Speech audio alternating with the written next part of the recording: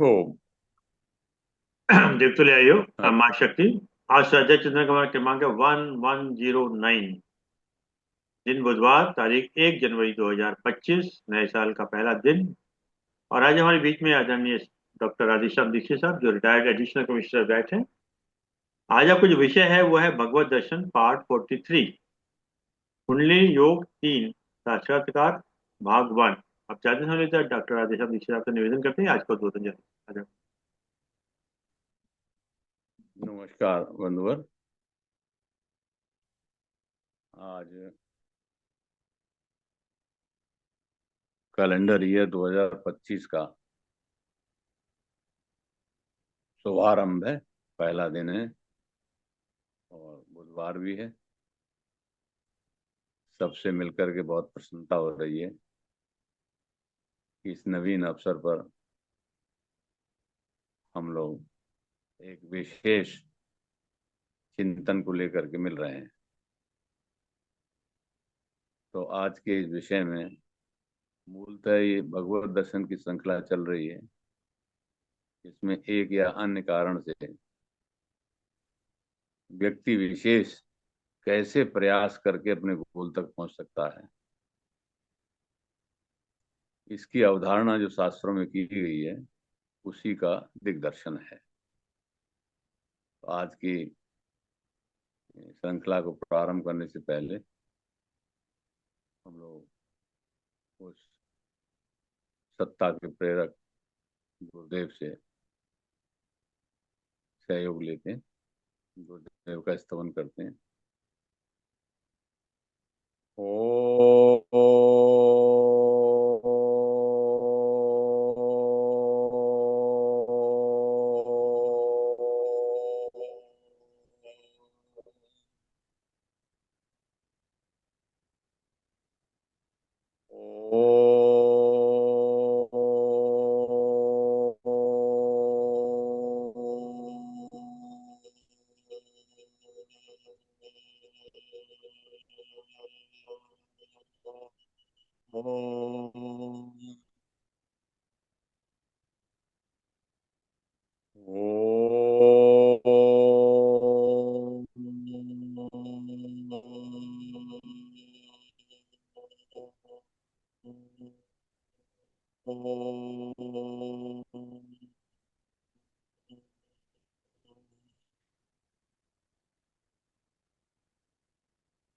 वन्दे भगवतीं देवीं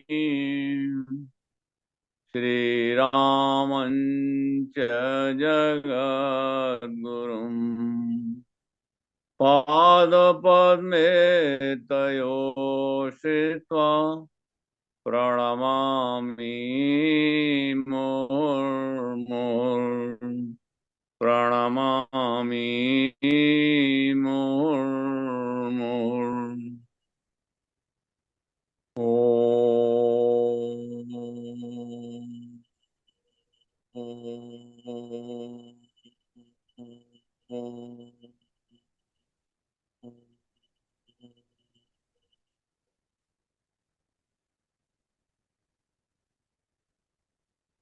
उस परम सत्ता की वाचक ध्वनि का आह्वान करते हैं। ओंकार बिंदु संयुक्तम नित्यं ध्यायन्ति ये नरा कामदं मोक्षदं चैव ओंकाराय नमो नमः। ओंकाराय नमो नमः। कामद और मोक्षद दोनों को देने वाले ओंकार बिंदु संयुक्त प्राप्ति रूप गुरु की आराधना कर रहे हैं। ये कैसा है, इसका सानिध्य करते हैं। गुरु आदि अनादि च गुरु परम दैवतम गुरो परतरम नास्ति तस्मै श्री गुरवे नमः। तस्मै श्री गुरवे नमः। गुरु तत्व यानी ज्ञान तत्व आदि है, अनादि है और परम देव है। ऐसी आस्था, विश्वास और गुरु तत्व का दर्शन करके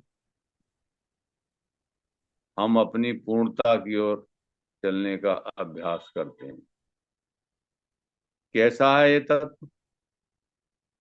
आदि है, अनादि है और परम देव। ये क्या करता है? इसकी प्राप्ति से हमें क्या मिलता है? शोषणम भव सिंधोच प्रापणम सार संपदम।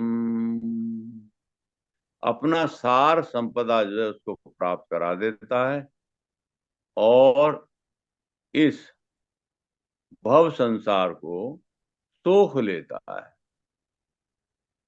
यस्य पादोदकम सम्यक तस्मै श्री गुरवे नमः। तस्मै श्री गुरवे नमः। इसलिए जिनके चरणामृत पाद का उदक इस भवरूपी संसार को सोख लेता है, इस तरह के गुरु तत्व को हम आराधना कर रहे हैं। कैसे? नमस्ते सतेते जगत कारणाय। नमस्ते सतेते जगत कारणाय। नमस्ते चिते सर्वलोकाश्रयाय। नमो अद्वैत तत्वाय मुक्ति प्रदाय। नमो ब्रह्मणे व्यापिने शाश्वताय। नमो ब्रह्मणे व्यापिने शाश्वताय। जिसको न तो सत के रूप में व्याख्या कर सकते हैं, न चित के रूप में और न अकेले आनंद के रूप में। जो सच्चिदानंद स्वरूप अद्वैत ब्रह्म है, उसकी आराधना हम कर रहे हैं। विषय गंभीर है लेकिन साधना उसकी उतनी ही जटिल होते हुए भी सरल है। परम पूज्य गुरुदेव ने उसको इतना आसान बना दिया कि जो कुंडलिनी जागरण की जो कठिन विधा है, वो उसको सरल जप यज्ञ से प्रतिस्थापित कर दिया। और गुरुदेव ने कहा कि मात्र गायत्री मंत्र के पुनश्चरण से ये कुंडलिनी शक्ति जो अधिकांश में सोए रहती है, वो जागृत होकर सहस्रार पर स्थित शिव तत्व से मिल जाती है और ये जीव पूर्णता को प्राप्त हो जाता है। सभी वेदों का जो मूल है, उसका जो बीज है, वो अनाहत ओंकार ध्वनि है। इसकी सबसे पहले हमने आराधना की कि ओंकार बिंदु संयुक्त नित्यम ध्यायन्ति ये नरा। कैसे ध्यान करते हैं वो? हमने आज साक्षात्कार का स्वरूप लिया है कि वो कुंडली जागृत होते हुए हमें कैसे अनुभव में आएगी। उसकी प्रारंभिक विधियों को हम पीछे चरणों में ले चुके हैं। आज सम्मिलित रूप से उसकी जागृत अवस्था का विवेचन करें। पहले तो ये देखें कि ये शक्ति हमारे अंदर बीज रूप में कहाँ पर विद्यमान है, इसका स्रोत कहाँ है। अगर स्रोत पता लगेगा तो उसे खोद के उसमें से जल निकाला जा सकता है। कुंडली योग में महाराज जी कहते हैं कि हम जैसे इस पिंडे में विद्यमान हैं, ये जो संसार वृक्ष है, और ये कैसा वृक्ष है? उल्टा पेड़ है। ऊर्ध्वमूलम अधः शाखम अस्वस्थम प्राहु अव्ययम छंदांसि यस्य पर्णानि यस्तं वेद स वेदवित्। जो इसको जान लेता है, इस संसार वृक्ष को, कि इसकी जड़ ऊपर है। ऊपर से कोई कल्पना नहीं है कि कल्पनातीत ऊपर, कहाँ ऊपर है इसकी जड़। जैसे इस पृथ्वी पर हम बैठे हुए हैं, एक व्यक्ति अमेरिका में बैठा हुआ है और एक हिंदुस्तान में बैठा हुआ है, तो इस ग्लोब के वो ठीक नीचे की दिशा में है।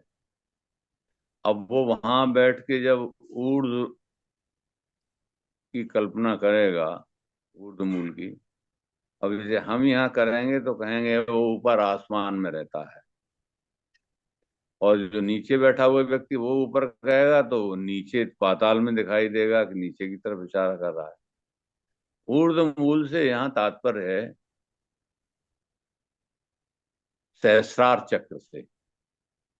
ये जो सिर में ऊपर का जो अधो ऊपर का जो शिरोभाग है मुंडक का, जो छोटे बच्चे में आसानी से आप देख पाएंगे, हमारे में धीरे धीरे ये कठोर हो जाता है। ये जो सेंट्रल हिस्सा है, ये वाला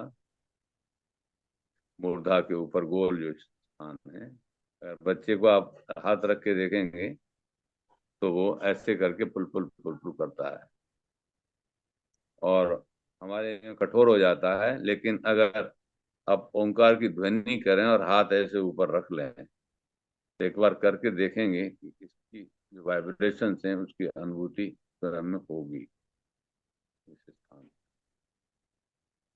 तो सूत्र कहता है कि ऊर्ध्वमूलम, ये श्लोक है श्री गीता जी के 15वें अध्याय का पहला श्लोक है। भगवान कह रहे हैं पुरुषोत्तम योग में, जहाँ पर बड़े आसान तरीके से भगवान ने इस संसार वृक्ष का, जिस पे जीवात्मा और परमात्मा दो पक्षी बैठे हुए हैं, जिसका वर्णन विस्तार से मुंडक में आता है उपनिषद में। द्वा सुपर्णा सयुजा सखाया समानम वृक्षम परिशस्त्रजाते तयोर अन्य पिप्पलम स्वादवत्ति अनस्नन अभिचाक। एक पक्षी अपने जो किए हुए कर्म है उनके फलों का भोग करता है तो शोक में युक्त हो जाता है, और जो दूसरा है वो बैठा हुआ देख रहा है। तो ये जब उछल कूद करके उसकी तरफ जाता है तो देखने लगता है कि मैं तो यही हूं, मैं कोई अलग नहीं। तो सर्वभूतस्थ आत्मानम सर्वभूतानि चात्मनि ईक्षते योग युक्तात्मा सर्वत्र श्रम दर्शन। यानी कुंडलिनी साक्षात्कार के उपरांत प्राप्त सिद्ध योगी को समता का भाव साक्षात प्रकट होने लगा। यानी कंपैशन, ह्यूमिलिटी, ये जो सात्विक व्यक्तियों के जो गुण हैं वो उसके अंदर जागृत होने लगते हैं और जीवन का सार उसको समझ में आने लगता है कि ये जीवन यहाँ मात्र सांसारिक कामनाओं की वृद्धि की नहीं है, क्योंकि कामनाएं अनंत हैं। कामनाओं का स्रोत क्या है? कामनाओं का जो स्रोत है वो हृदय का शोक है। कुंडली शक्ति कहाँ विद्यमान है, ये योगियों ने जब ध्यान किया तो ये पाया कि इसका जो मूल स्रोत है वो इस शरीर को अवलोकन करें तो मूलाधार पर स्थित है। और ये मूलाधार पर 3.5 चक्कर लगाकर और स्वयंभू लिंग से लिपटी हुई शक्ति है। जब देखा तो क्या अनुभव में पाया? ये पाया कि हम क्या हैं? हम केवल उसका साउंड मैनिफेस्टेशन। वी आर, अगर हम शरीर में ढूंढें अपने आप को इस वृक्ष के भीतर तो कहाँ देखेंगे? We are the sound manifestation of his voice only. ये जो वॉइस है परमात्मा की, इस वॉइस को ऋषियों ने सुना तो ज्ञात हुआ कि ये ओंकार की अनहद ध्वनि है। यानी आकाश जिसका गुण शब्द है, ये शब्द जो हम बोल रहे हैं वाणी से, विस्फोट से जो बाहर आ रहा है, ये शब्द वैखरी युक्त है। यानी बोल रहे हैं और दूसरे कान से सुना भी जा रहा है। लेकिन जो अनहद ध्वनि है वो कान का विषय नहीं है। ऋषि ने अनुभव किया कि ये शक्ति मूलाधार पर स्थित है। कैसे अनुभव किया? कि ये यहाँ पर मैनिफेस्टेड है। जैसे कोई चीज संग्रहित हो जाती है और ये संग्रहित जो शक्ति है काल भेद से जब ये ऊपर उठती है तो मणिपुर चक्र पर ये विचार शक्ति में परिवर्तित होती है। तो साधक में जो भी परिवर्तन आते हैं वो वैचारिक धरातल पर आते हैं। एक वही व्यक्ति था साधना से पूर्व, साधने के उपरांत जिसमें परिवर्तन आए उसका विचार बदलाव आ गया। अभी विचार है क्या? विचार एक भाव है। ये जो पदार्थ था शरीर में, जैसे पानी बर्फ बन के पानी बन गया और पानी बन के भाप बन गई, ऊर्जा उसमें अधिक संग्रहित हुई और उसमें रूपांतरण हो गया पदार्थ। तो इसी तरह से ये पहला जो रूपांतरण हुआ तो उसकी जो वितर्क शक्ति थी वो विचार बनने लगी। महर्षि पतंजलि के योग दर्शन में योग सूत्र कहता है कि ये जो चित्त है ये ऐसे जैसे समुद्र की लहरें, ये पीछे लहर उठ रही है चित्र में हम देख रहे हैं। जल तो शांत है। समुद्र की जो अवस्था है, समुद्र की अगर तलहटी में जाएंगे तो बिल्कुल शांत है। और क्योंकि अर्थ घूम रही है तो इस मोमेंटम से इसमें लहरें आ रही हैं, उठ रही हैं, बैठ रही हैं। तो चित्त की जो वृत्ति है उसकी लहरें कैसे शांत हों,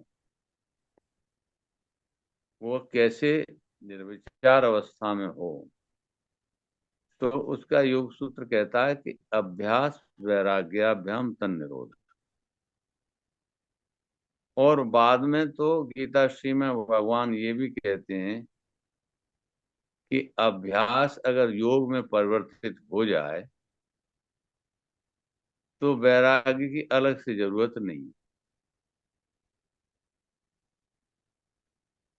भगवान ने 7वें अध्याय में ज्ञान विज्ञान योग में जब ये बात कही निष्कर्ष के रूप में कि एसाम तु अंतगतम पापम जनानाम पुण्य कर्मणाम ते द्वंद्व मोह विनिर्मुक्त्वा भजन्ते माम दृढ़। जिनके पाप क्षीण हो रहे हैं और पुण्य प्रकट हो रहे हैं।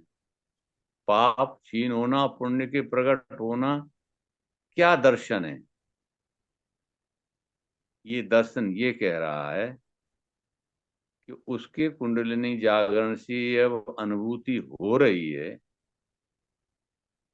कि ये जो पिंड जिसमें बैठ करके मैं संसार के भोग कर रहा हूं और अपनी जीवन यात्रा में आगे बढ़ते हुए अपने आप के स्वरूप को पाने का भी जो अनुभव कर रहा हूं, जिससे मेरे आवागमन की क्रिया शांत हो जाए, इसमें जब ये अनुभव होने लगे कि ये पिंड केवल साधन मात्र था, साध्य नहीं है, तो पुण्य की वृद्धि हुई। भगवान ये कहते हैं कि जब ऐसी अवस्था आने लगे तो क्या उसको भाव होगा। 29 और 30 गीता जी अध्याय 7 के श्लोक में ये उन्होंने वर्णन किया कि जरा मरण मोक्षाय मामाश्रित्य यतन्ते। मेरा आश्रय लेकर के जो यत्न करते हैं इस जरा और मरण से मोक्ष पाने के लिए, तो यत्न करने पर क्या प्राप्ति उनको होती है? यत्न किया तो यत्न से क्या मिला? कौन सा रत्न मिला? ते ब्रह्म तत्विदु। वे उस ब्रह्म को जान जाते हैं। कृतस्नम अध्यात्मम। और अध्यात्म को जान जाते हैं। कर्म चाखिलम। और अखिल कर्म को भी जान जाते हैं। ऐसा अनुभव में आता है। साथ ही साथ ये भी कहा कि सा अधिभूता अधिदैवम माम साध यज्ञम चाहिए विदु। अधिभूत अधिदेव और अधियज्ञ के साथ जो जानते हैं, प्रयाण काले त्वचे विदुमाम युक्त चेत। ऐसे युक्त चेतस योगी प्रयाण काल में मुझको ही प्राप्त हो जाते। ये 2 श्लोकों में इसका विस्तार दिया। तो इसमें उस परमात्म तत्व के स्वरूप के प्राप्ति की 6 अवस्थाएं बताई। तद ब्रह्म, कृतस्न अध्यात्म, कर्म अखिल कर्म, अधिभूत अधिदैव और अति। ये 6 पारस्परिक शब्दों का उल्लेख परमात्मा ने किया। तो साधक के मन में ये हुआ कि एक शाब्दिक ज्ञान तो दे दिया, ये है क्या? तो इसमें सतत रूप से स्वाभाविक बिना किसी प्रश्न किए हुए 8वां अध्याय साधक की जिज्ञासा में प्रारंभ हो गया कि किम तद ब्रह्म। वो ब्रह्म क्या है, किम अध्यात्म, और अध्यात्म क्या है, किम कर्म, वो कर्म क्या है। ये जो 6 शब्द आए, इनसे समग्र परमात्मा का दर्शन होता है। तद ब्रह्म, तस्म अध्यात्म, अखिल कर्म, अधिभूत, अधिदैव और अध्यय। ये शास्त्रों रूप में इसका विस्तार किया, लेकिन प्रश्न करने पर कि ये क्या है और मैं कैसे अंत में पाऊंगा, तो एक सहज मार्ग भगवान ने बता दिया कि देखो, तुम्हें बहुत कुछ नहीं करना है। जो अभ्यास तो तुम्हें पड़ा ही हुआ है, कर्म करने के अभ्यास के लिए कोई दूसरी लाठी नहीं उठानी है। जो अभ्यास पड़ा हुआ है, उस अभ्यास की डोर को मेरी तरफ लगा तो वो योग बन जाएगी। तो इसमें ये कुंडलिनी जागरण के बाद की जो अनुभूति और क्रियाएं, उसका उल्लेख है। भगवान कहते हैं कि देखो, अभ्यास तो तुम्हें पड़ा ही हुआ है, क्योंकि शरीर तुम्हारा रजोगुणी है, क्रिया प्रधान है। क्रिया प्रधान क्यों है? कि वो जो संस्कार थे प्रारब्ध के, वो उदित हो गए हैं। ये जो हमारा शरीर है, ये कहाँ से आ गया और क्यों आ गया? कर्म के भोग, संस्कार के भोग स्वरूप ये हमें जीवन मिल गया। भगवान कहते हैं कि जाति, आयु और भोगा, एक 84 लाख योनियों में से एक हमें जाति मिल गई। उस जाति की एक निश्चित आयु है काल के हिसाब से, और उसके भोग हमको प्राप्त हो गए। और ये भोग ही त्रे पहलाद पुण्या पुण्य हेतत्व, पुण्य और अपुण्य के हित से इसका एक जीवन काल चलता है। अब इसमें जो अखिल कर्म की बात आई है, इस पर थोड़ा सा जोर देने की जरूरत है कि ये अखिल कर्म क्या है। देखिए, ये कर्म हम कर नहीं रहे, ये हो रहा है। हम तो उसकी एक इकाई हैं। ये कर्म ब्रह्मांड में सतत रूप से हो रहा है। और आज एक बहुत पुण्य दिवस है, जिसमें हमने एक गिनती बदल दी है, 2024 से 25 कर दिया। यानी एक नए वर्ष की शुरुआत की नींव डाल दी। अब पीछे जाएंगे तो 2024 वर्ष ही नहीं हुए हैं। ये एक उस काल की उस दिन से गणना है जब से ग्रेगोरियन कैलेंडर प्रारंभ हुआ। अब जैसे विभिन्न संस्थाएं हैं, विभिन्न लोग मत के धर्म हैं, उनके अपने अपने कैलेंडर हैं। महाराजा विक्रम से हम चलते हैं तो ये संवत्सर हो जाता है हमारा 2081, यानी 57 वर्ष और पहले चले जाते हैं।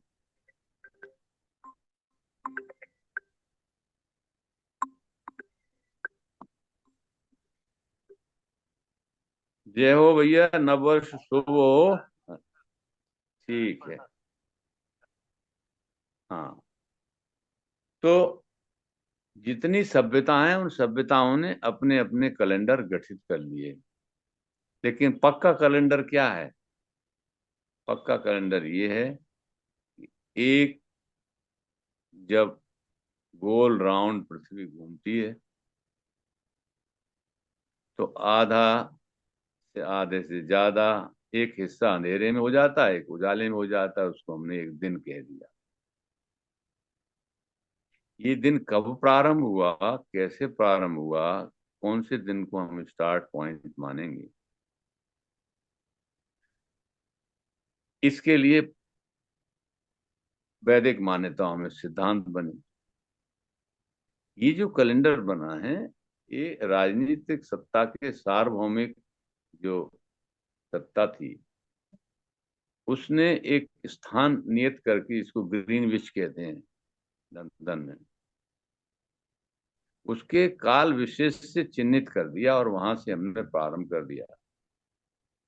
और जो 365 1/4 दिन में जो एक राउंड पृथ्वी लगा लेती उसको वर्ष कह दिया। यानी ये जो चाल है घूर्णन की पृथ्वी की सूर्य के इर्द, उसको हमने वर्ष मान लिया।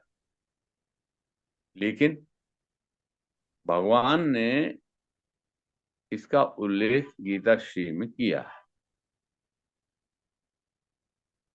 क्या उल्लेख किया है? ये हमें इसी अध्याय 8 के 17वें श्लोक में मिलता है। इससे पहले 2 श्लोक और भगवान ने दिए हैं इसके संज्ञान के लिए। भगवान ने कहा है कि अनन्य चेता सततम। अनन्य चेता का मतलब हुआ अन्य चेता नहीं, अनन्य चेता, यानी जिनकी चेतना घनीभूत हो गई है और एकाकार हो गई है। अनन्य चेता सततम यो माम स्मरति नित्य स।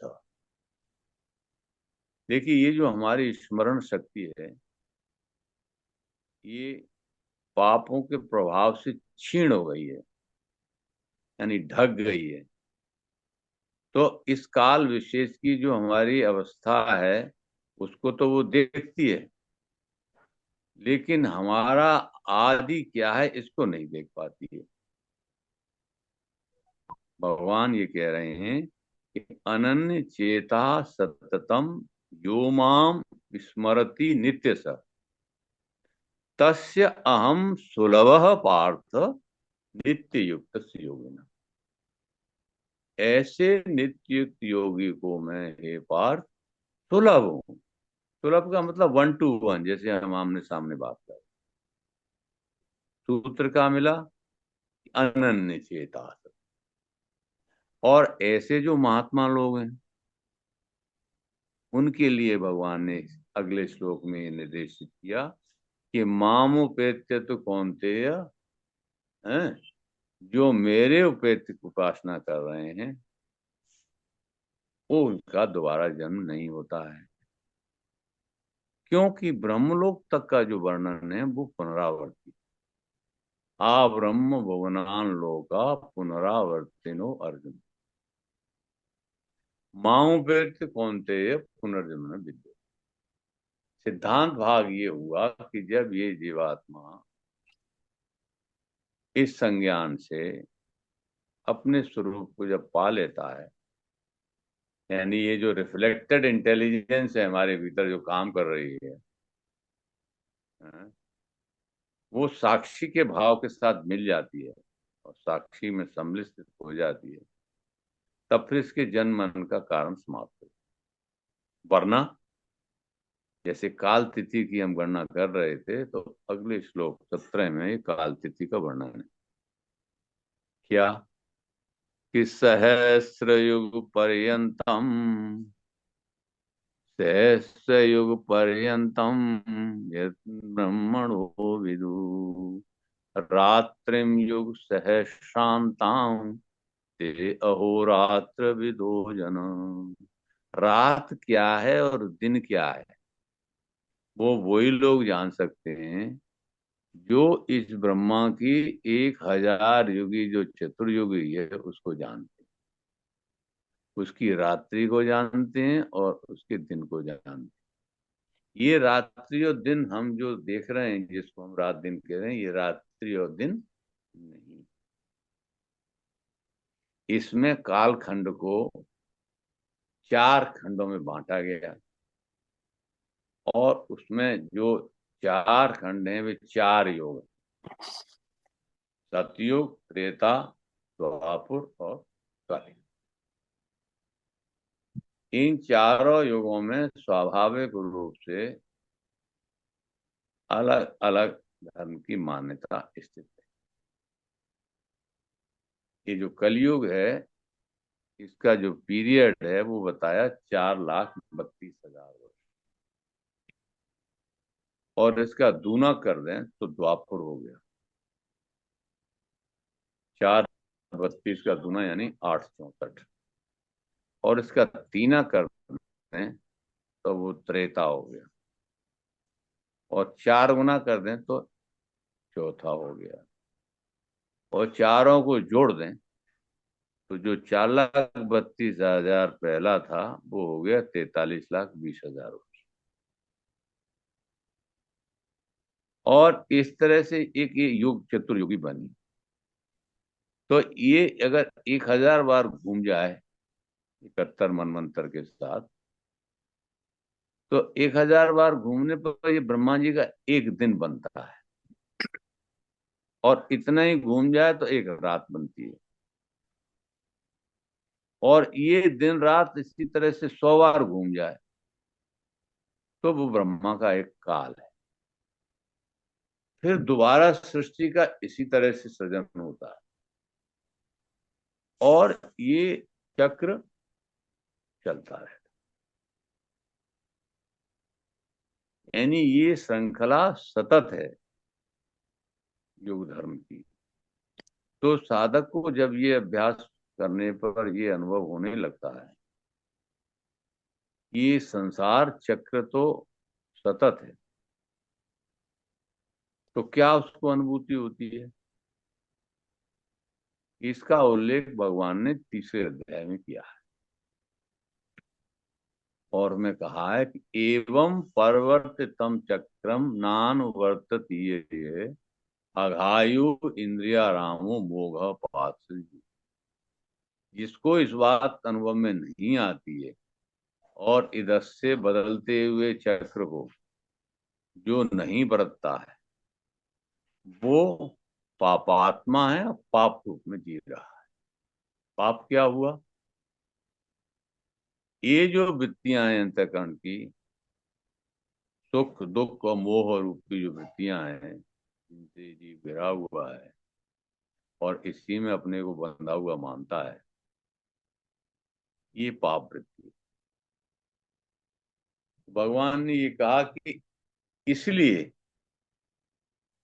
तुम बराबर मेरे शरण आओ। इस तरह की ये जो विचार शक्ति जब प्रबल होने लगती है मणिपुर चक्र पर, तो वो फिर आगे उठती है। योग सूत्र कहता है कि 4 तरह की ये प्रज्ञा की स्थिति होती है संप्रज्ञात समाधि की: वितर्क, विचार, आनंदा और अस्मिता। ये जो तर्क वितर्क के बाद अवस्था आती तब विचार बनता, और विचार जब पूर्णता को प्राप्त होता है तो वो एतैव सविचारा निर्विचारा व्याख्या। अब वो निर्विचार पूर्ण हो जाता है,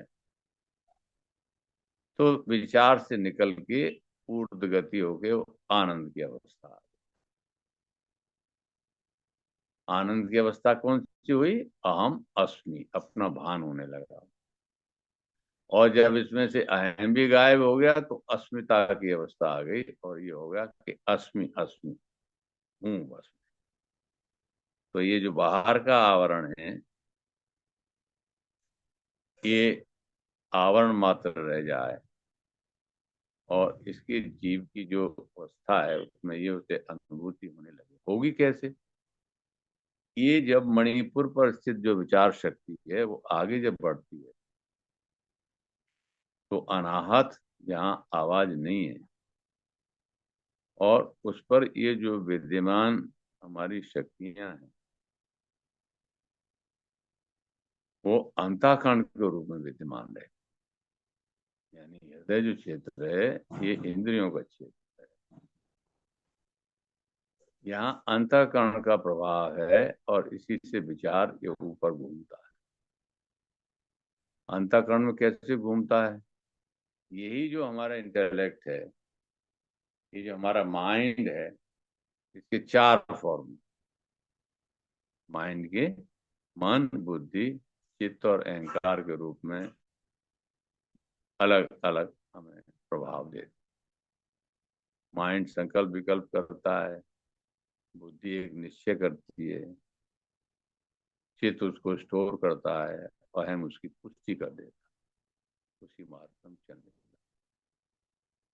तो ये जो परमात्मा की ऊर्जा शक्ति है, कुंडलिनी शक्ति है, अव्यक्त प्रकृति है, ये जब प्रकट होकर के ऊपर उठती है और जब वैखरी से निकलती है बाहर, एक युवा का जो अग्रभाग है जिसको सरस्वती कहा जाता है, स रस सत्ती, जो हमेशा रस में विद्यमान है और परमात्मा के स्वरूप में ही स्थित है, ऐसा अनुभूति एक कुंडलिनी योग प्राप्त योगी को होने लगता है। अब उसके जो जैसे ये सांप है अपनी कांचुड़ी छोड़ देता है, ऐसे करके उसने शरीर की जो कंचुकी है, भूत कंचुकी तदा विमुक्त, मुक्त है उसका। जो शैव के जो सूत्र हैं, शिव सूत्र हैं, उनमें वो भूत कंचुकी हो जाता है।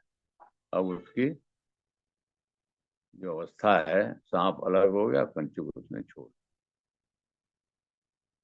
तो ये आज चूंकि दिन है, दिन परिवर्तन का, तो उसमें इस ब्रह्मा के काल की भी वर्णन हुआ।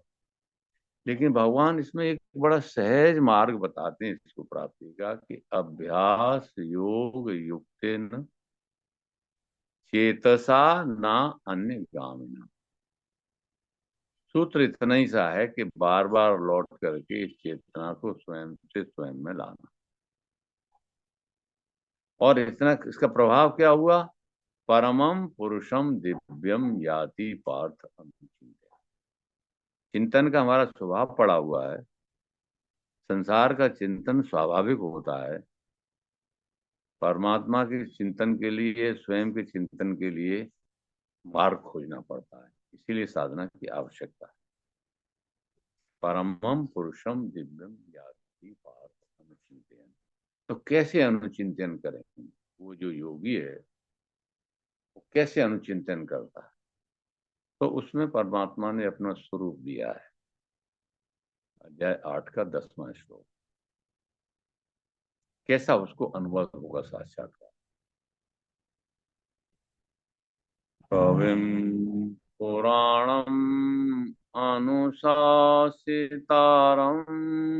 कविम पुराणम अनुशासितारम, आणोरणीयान समनुस्मरेद्य।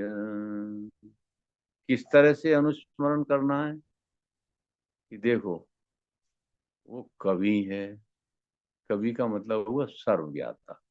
उनमें हमें परम क्या है कि हमें अल्प ज्ञात, हमारा ज्ञान ढका हुआ है। पुराणम वो जैसे कि तैसा है, अखिल कर्म है, कृतस्न अध्यास तद ब्रह्म। और अनुशासितारम, इसी बात को अगर कोई देखने लगे, थोड़ी देर के लिए उसको अगर विस्मय होने लगे, तो उसकी साधना के मार्ग खुल जाएंगे।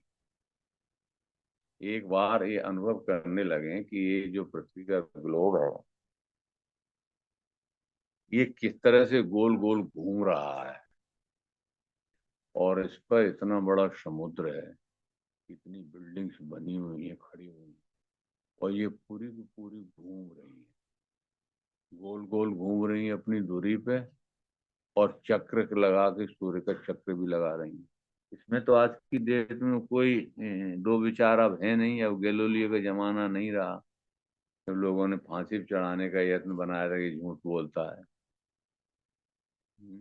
ऋषियों ने कैसे अनुभव किया होगा उस काल में। अगर ये दिखने लगे कि, और ये सूर्य उदित होते ही जहां जहां सूर्य सामने आती है पृथ्वी का भाग, वो सब में रोशनी हो जाती है, ऐसी दूसरी कोई लालटेन है ही नहीं, और सतत घूम रही है। और हम अपना जन्मदिन मनाने लगते हैं कि भाई एक राउंड हमारा पूरा हो गया, और हम भी अपने को सौभाग्यशाली समझ रहे हैं कि कल हमने 74 राउंड पूरे कर दिए और आज 75 राउंड की यात्रा पे चल रहे हैं। ये अगर क्षणिक देर के लिए भी अजूबा ध्यान में आने लगे कि इस ब्रह्मांड की सत्ता जो स्पेस में चली जा रही है, जिसको विश्वरूप दर्शन में भगवान ने जब कॉस्मिक फॉर्म का दर्शन कराया, तो जिस विस्तार से चिल्ला चिल्ला के अर्जुन कह रहे हैं कि दिव्य सूर्य सहस्रस्य भवेत युगपत उत्थिता, एक साथ हजारों सूर्य अगर उदित हो जाए तो इतनी रोशनी हुई है जब भगवान ने दिव्य दृष्टि देखे अर्जुन। उस दिव्य दृष्टि में भगवान ने अर्जुन को अपना चतुर्भुज रूप भी दिखाया।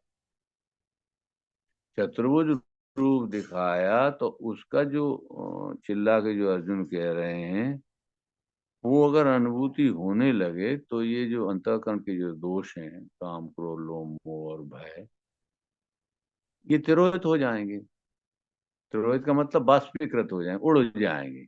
जैसे कपूर को गर्म करिए, पानी नहीं बनता, उड़ जाता है, बाष्पीकृत हो जाता है गंध छोड़। कौन सा चतुर्भुज रूप दिखाया कि किरीटिनम गदिनम चक्रणम च तेजो राशिम सर्वतो दीप्तिमन्तम् पश्यामि त्वां दुर्निरीक्ष्यं समन्तात् दीप्ता अनलार्कद्युतिमप्रमेयम्। किरीट न, किरीट की जो चमक है वो हृदय के शोक को समाप्त कर, परमात्मा का जो मुकुट है उसमें से जो रोशनी निकल रही है। गदिनम और चक्रणम, ये मन और बुद्धि के दोष को समाप्त कर। इसलिए भगवान ने 12वें अध्याय के 8वें में ये कहा कि मयि वो मन आदत्स्व मय बुद्धि निवेशय निवशिष्यसि मयि एव अथ ऊर्ध्वं संस्थि। इतने से काम बन जाए। और ये जो दो स्वरूप हैं, बुद्धि और अहं के, ये इसी में विलीन हो जाएंगे। चार के दो रह जाएंगे, दो का एक रह जाएगा, एक होकर के ये तिरोहित हो। भगवान कह रहे हैं कि तुम अभ्यास तो कर रहे हो, लेकिन अभ्यास कर रहे हो संसार का। अभ्यास योग कब बनेगा? जब अनुचिंतन कैसा होगा कि कविम पुराणम अनुशासितारम, अनुशासन एक यहाँ विद्यमान है, उस अनुशासन को कोई तोड़ नहीं सकता। ये प्राप्ति कुंडलिनी जागरण पर निश्चित रूप से योगी को हो जाती है। और कैसा उसे अनुभव होता है कि अणोरणीयान समनुस्मरेद्य, कि छोटे से छोटी वस्तु को भी जब मैं ढूंढता हूँ, देखता हूँ, तो उसमें की सत्ता की अनुभूति प्राप्त। क्यों?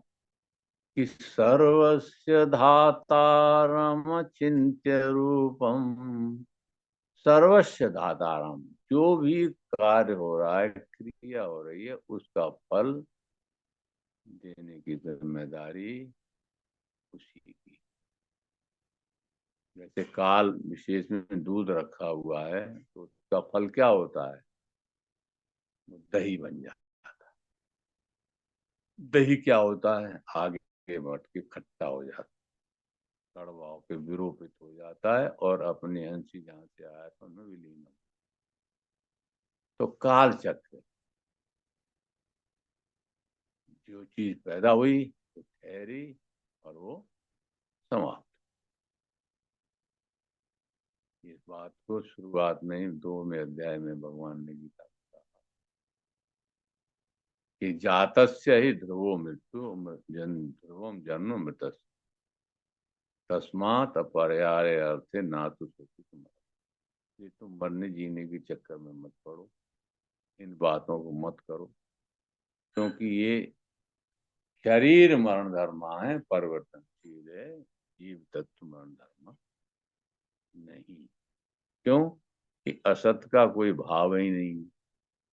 ना असतो विद्यते भावो, उसका केवल ये प्राकट्य दिखाई देता है। और ना भावो विद्यते सत, और सत्य का कोई अभाव है ही नहीं, क्योंकि अणोरणीयाम सम अनुस्मृति सर्वस्य धातारम अचिंत्य रूपम। चिंतन के विषय नहीं है, संसार चिंतन का विषय है। और इससे जब परे पार हो जाएंगे तो चिंतन समाप्त, अचिंत्य रूपम। लेकिन वर्ण है, आदित्य वर्णम तमसा। ये जो तमस है, अंधेरा है, ये जितना हम बोल रहे हैं, जिन बातों की विवेचना कर रहे हैं, ये सब ज्ञान मात्र ही है। अनुभव में आने वाले अपने स्वरूप और परमात्म स्वरूप में कोई अंतर नहीं, ऐसा कुंडली प्रधान साधक को साक्षात्कार होने लगता है। क्यों? बेकरी से ऊपर जब जाता है, यानी ये जो कंठ में वाणी बोल रही है, इस वाणी से ऊपर ये जो पिंड है, मुंड है इसको कहेंगे, मुंडक में जो ऊपर चक्र हैं दो, ओंकार का तो साधना का चक्र भ्रकुट मध्य हो गया, और उससे ऊपर मूर्धा और सहस्रार जो चक्र है, उसमें जो अनुभूति होती है, उसको भगवान तीसरे श्लोक में कहते हैं कि तुमको करना क्या है, कि प्रयाण काले मनसा चलेन भक्त्या युक्तो योग बलेन चैव भ्रवोर्मध्ये भ्रवोर्मध्ये प्राणमावेश्य सम्यक् सतत्परं पुरुषमुपैति दिव्यम। विधि बताती कि प्रयाण काल में मनसा चले न, अचल मन से भक्ति युक्त हो। देखिए, अचल मन से कब होगा? जब उसने जीवन में अभ्यास किया हो। जीवन में अभ्यास तो संसार का किया, तो कैसे उसकी दृष्टि दूसरी तरफ हो? नहीं हो। प्रयाण, प्रयाण काल कौन सा है? प्रयाण काल वो काल है जब इनमें से बाहर निकलने का रास्ता मिल जाए। और ये काल तो कोई नहीं कह सकता कि अभी है कि नहीं।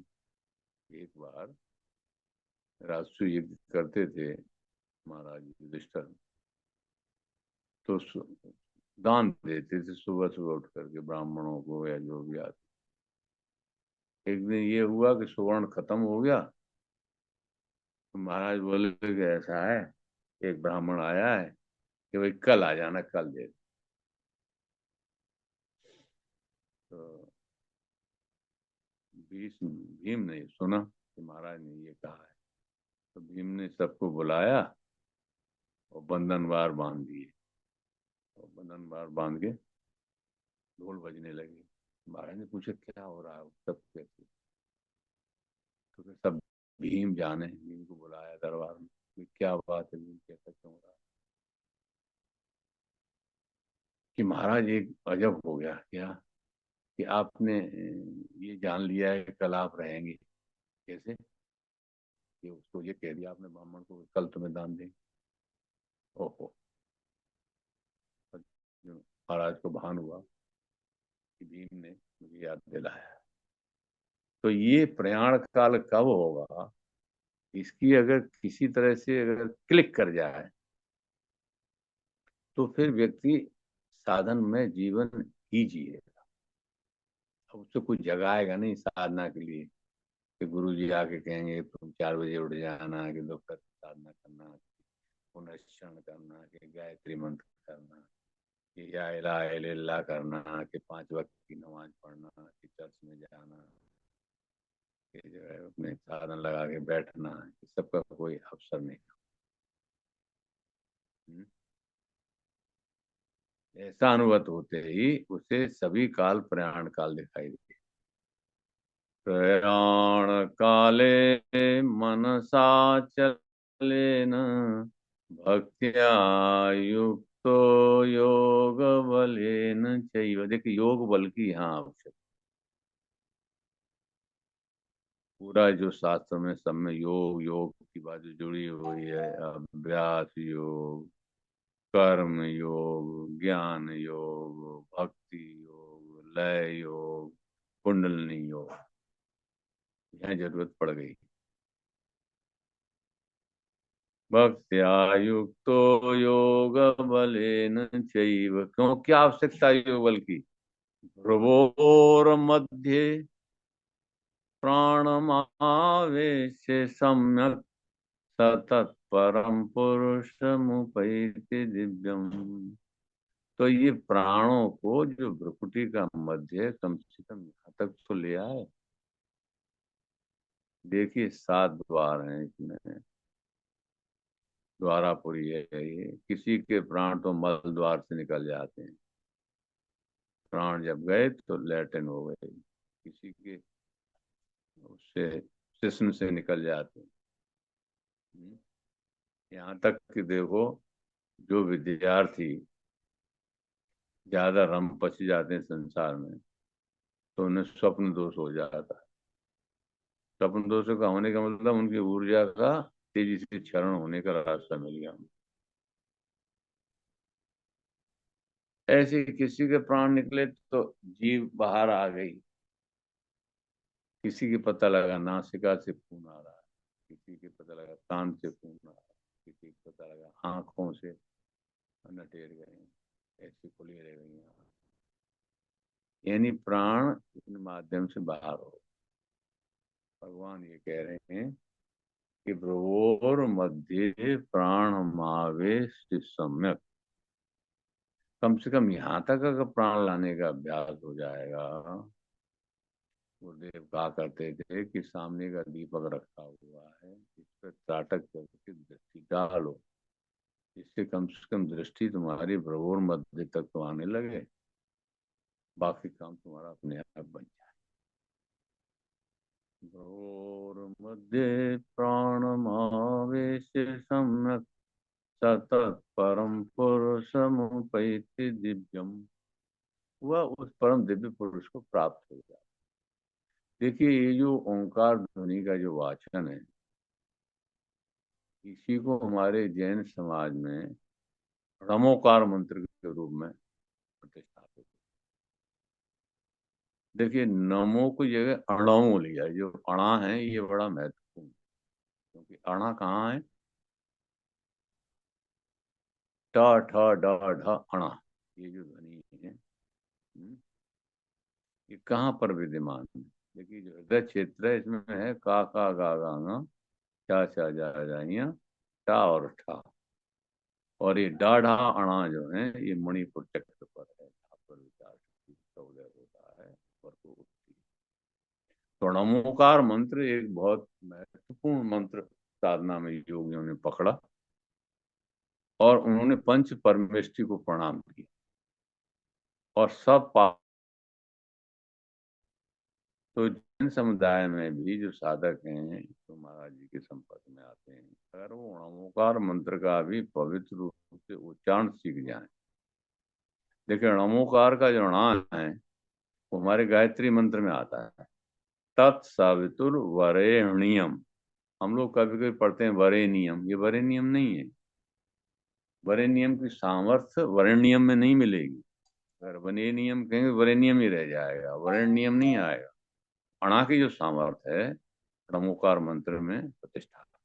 कैसे बोलते हैं जानी लोग? ओम नमो अरिहंताणम, ओम नमो अरिहंताणम, ओम नमो सिद्धाणम, ओम नमो आयर्याणम, ओम नमो उभयाणम, ओम लोय सभ्य साहूणम। ऐसो पंच नमोकारो, ऐसो पंच नमोकारो, सब्बे पापम नाशनम, सब्बे पापम नाशनम, सब्बे पापम नाशनम। ऐसा पंच नमोकार जो मंत्र है, इसमें नमोकार से सबसे पहले अरहंतों को प्रणाम किया। अरहंत कौन है? अरे अंत, उन्होंने अरियों को अंत कर दिया है। यानी कि ये जो दुश्मन है ना, काम क्रोध लोभ मोह है, इससे पार हो गए और वो सिद्ध हो गए, सिद्धाणम दूसरी अवस्था आ गई। तीसरी आर्याणम, यानी आचार्य लोग जो उसका आचरण कर रहे हैं। चौथे वो लोग जो उपाध्याय हैं, टीचर्स हैं, जो बता रहे हैं। और फिर बाकी जो सारे साधु हैं, लोहे सभ्य साधु, इन पांच परमेष्ठियों को नमस्कार करता हुआ साधक आगे बढ़ता है और कहता है कि ऐसे नमोकार से साधना आगे बढ़ते हुए सब्बे पापा नाशनम, सारे पापों का उसके नाश। पाप क्या है? पाप यही है कि जो लवादा ओढ़े उसको महत्ता देना और जो सत्ता है उसकी उसको नहीं देना, यही पाप है।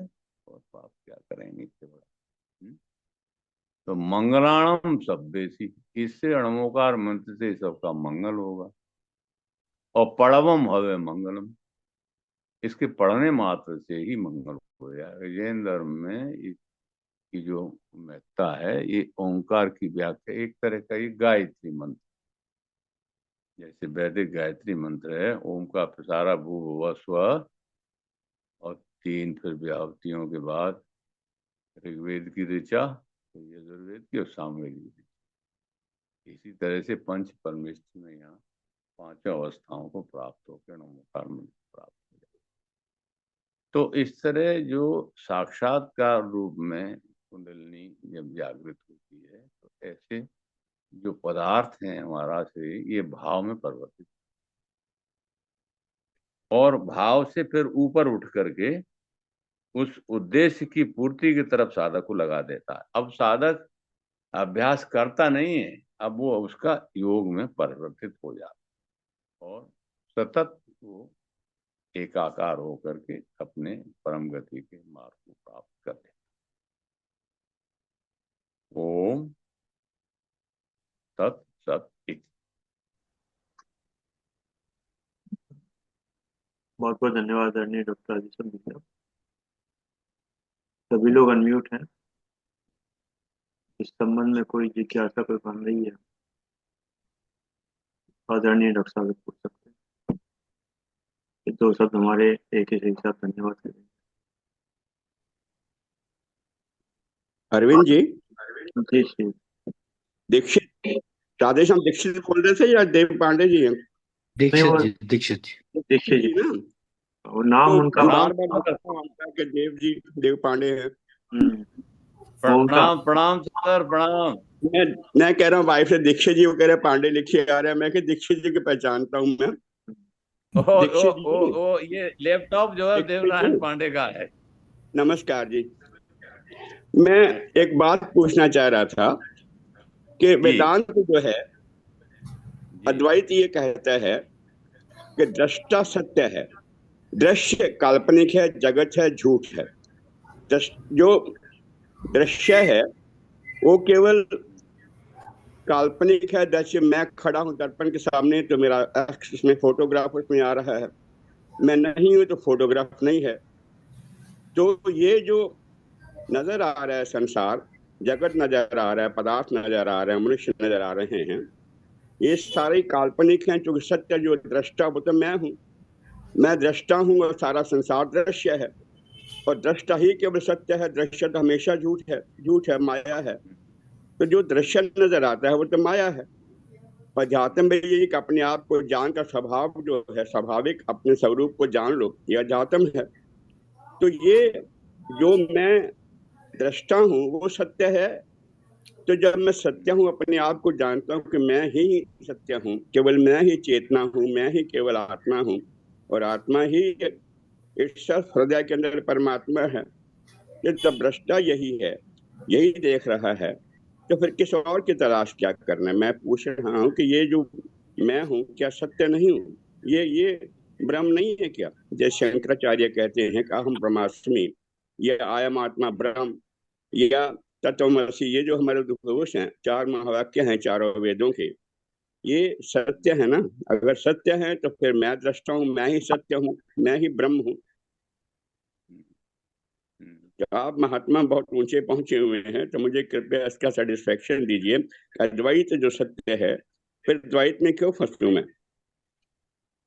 आपने प्रश्न में ही उत्तर दे दिया है। जी। जैसे कि एक व्यक्ति अगर कोई सामान, मान ली उसकी अंगूठी पानी में गिर जाए हम्म। और वो डुबकी लगाए और उसे मिल जाए, तो डुबकी लगाया उससे अंगूठी तो मिल गई, लेकिन ऊपर से आवाज दे के अगर हम उससे पूछें कि बताओ मिल गई कि नहीं, तो वो वहां जानते हुए भी उत्तर देने की स्थिति में नहीं है। उसमें बैठा हुआ वो, क्योंकि नहीं उठा। उसका वो उत्तर नहीं दे सकता है वहां। वो ठीक है। बोलेगा तो उसकी लीला समाप्त हो जाएगी। तो ये जो प्रश्न किया है, इसी में आपने उत्तर भी दे दिया।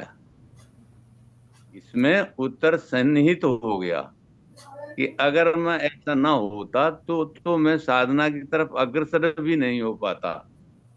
अगर मेरी चेतना ऐसी न होती तो मैं आगे भी नहीं बढ़ पाता। इसकी बात, प्रश्न करने की तो बात ही कहाँ खड़ी होती। फिर तो मैं उस डूबे हुए जिसने पा लिया है उस आदमी की तरह से होता, जो मैं शांत हो गया। जैसे जब मैं सुसुप्ति में आनंद लेता हूँ तो कहाँ कह पाता हूँ, जब जागृत अवस्था में होता हूँ तभी उत्तर दे पाता हूँ। तो नहीं डॉक्टर आपने साहब, इन्होंने द्वैत की बात की है, दृष्टा और दृश्य का है भाई, बात इन्होंने दूसरी पूछी है। मैं अगर दृष्टा हूं तो मैं संसार के परे जो चीज है, जो तत्व है, जो सत्य है, परमात्मा है, मैं उसको देखता हूँ। मैं बीच का संसार छोड़कर मन बुद्धि, जो इंद्रियों का विषय है, जो प्रत्यक्ष है, मैं परोक्ष नहीं, अपरोक्ष, इसके पीछे जो ब्रह्म खड़ा है, मैं ब्रह्म को देखता हूँ। क्योंकि मैं आत्मा हूँ, मैं उसका अंश हूँ, तो मैं उसी को देखता हूँ, बीच वालों को छोड़ जाता हूँ। कि मैं दृष्टा जो हूँ, केवल उसी का दर्शन करता हूँ। अद्वैत तो यही कहता है। तदर्थ एव दृश्यस्य आत्मा, तदर्थ एव दृश्यस्य आत्मा। इस दृश्य की जो आत्मा है वो उसी के कल्याण के लिए तो है। और उसका क्या ऑब्जेक्टिव है? ये शरीर धारण का क्या ऑब्जेक्टिव है? यही यही है ना ऑब्जेक्टिव इसका। जब ऑब्जेक्टिव प्राप्त हो गया तो प्रश्न समाप्त हो गया। अब प्रश्न कहाँ रहा, उत्तर में विलीन हो गया। तो रहना संसार में ना, बार बार फिर क्यों मन इधर उधर भाग जाता है? मन तो भागने का उसका अभ्यास है। मन जब से ये ऊपर निकल रजोगुणी जाऊं। शरीर बना है तो वो अभ्यास तो अपना आधार से कर रहा है। इसीलिए तो कहा कि तस्मात् सर्वेषु कालेषु माम अनुस्मर युद्ध च। बेशक। तस्मात् बेशक। सर्वेषु कालेषु, हैं, तो ये कहा कि वेदेषु यज्ञेषु तपेषु चैव दानेषु यत् पुण्य फल प्रदिष्टम् अत्येति तत्सर्वमिदं विदित्वा योगी परम स्थानमुपैति चाद्यम। वो तो उसी में प्राप्त हो गया। आपने तो आज गाइड कर दिया अच्छे से, है। नए वर्ष में आपका गाइडेंस है, हम लोगों के सब साधकों को काम देगी।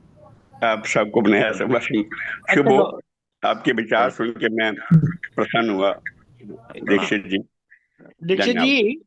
ये जो आपने कुंडलनी की बात शुरू की है, आप ओम से शुरू करके आप पूरे ब्रह्मांड काल चक्र में भी ले गए आप, और फिर अभ्यास को योग में भी ले गए। तो कुंडलनी कुंडलनी में आप ज्यादा गए नहीं, लेकिन जैसे गुरुदेव ने षट चक्र भेदन का क्रिया बताई है, तो जो आपने सरल सरल की बात बताई हुई है, गुरुदेव ने सरल सरल कर दिया है। ये षट चक्र भेदन ही है ना, जो मेन कुंडली को जागृत करने वाला, ये छह चक्रों को। वो जब उसको अभ्यास हो जाता है, जैसे हम लोग भी यहाँ बात करते हैं, अभ्यास जब नहीं नहीं, होता है क्योंकि आपने तब कुंडली का किया, और कुंडली का आगे क्रिया वो ने बताया बे, ये इसको जागृत करने की क्रियाएं क्या है, तो गुरुदेव ने षट चक्र भेदन जो बताया है वही है ना पूरा। उस विधि में और इस विधि में कोई अंतर नहीं है। हाँ, यही यही बोलना चाह रहा था मैं, ये एग्जैक्टली। हाँ, कोई अंतर नहीं है। हाँ, कोई वो अंतर नहीं, बिल्कुल अनुभूति ठीक। में परिवर्तित हो जाता है।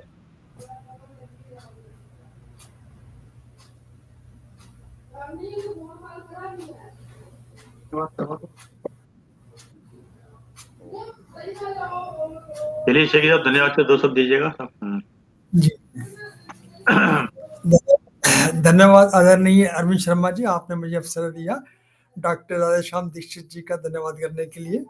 आज अपनी कुंडलिनी जागृत की क्रिया सीरीज में डॉक्टर राधेश्याम दीक्षित जी ने आज हमें एक्चुअली बताया कि जब कुंडलिनी जागृत हो जाती है, जब शरीर से सारे सोल करंट इकट्ठे होकर ऊपर सहस्त्रार में पहुंच जाते हैं, तो हमें क्या प्राप्त होता है, परंतु उसका वर्णन हम कर नहीं सकते, वो तो खुद अपने लिए होता है, वो वर्णन से परे ही है। जैसे अंगूठी एग्जाम्पल भी दिया आपने कि हम बता ही नहीं सकते उसके अंदर। तो जो प्राप्त करते हैं उस ईश्वर प्राप्ति, भगवत प्राप्ति के प्राप्त करते, तो उसको बयान नहीं कर सकते इसी शरीर के द्वारा, वो खुद महसूस करने वाली चीज है। ये उन्होंने आज आपने बताई। आज के उद्बोधन सत्वचनों के लिए डॉक्टर राधेश्याम दीक्षित जी का बहुत बहुत धन्यवाद।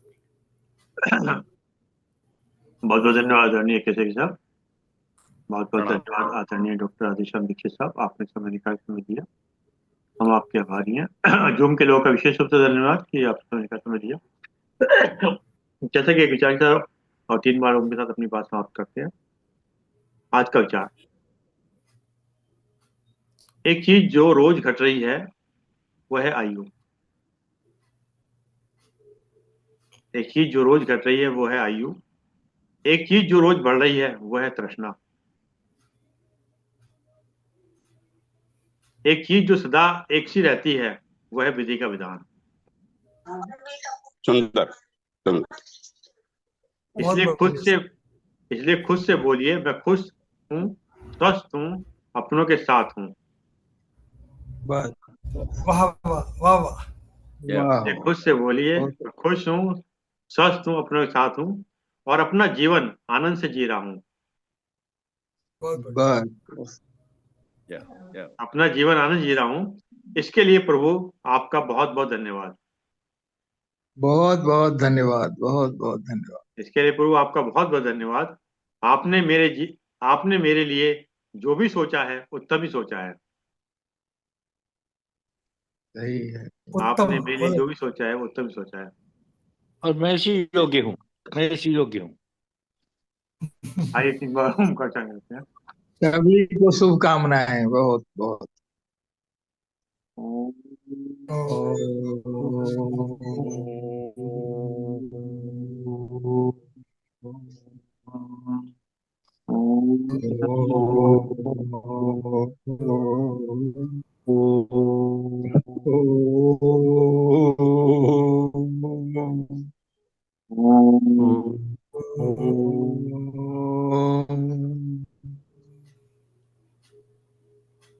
शांति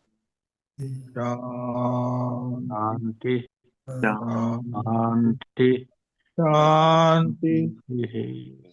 सभी प्रणाम, सभी प्रणाम।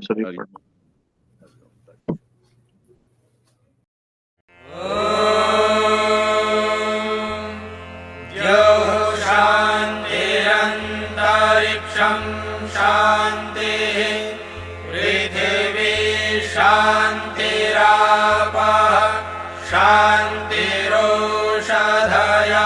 शान्तिः, वनस्पतयः शान्तिर्विश्वे देवाः शान्तिर्ब्रह्म शान्तिः।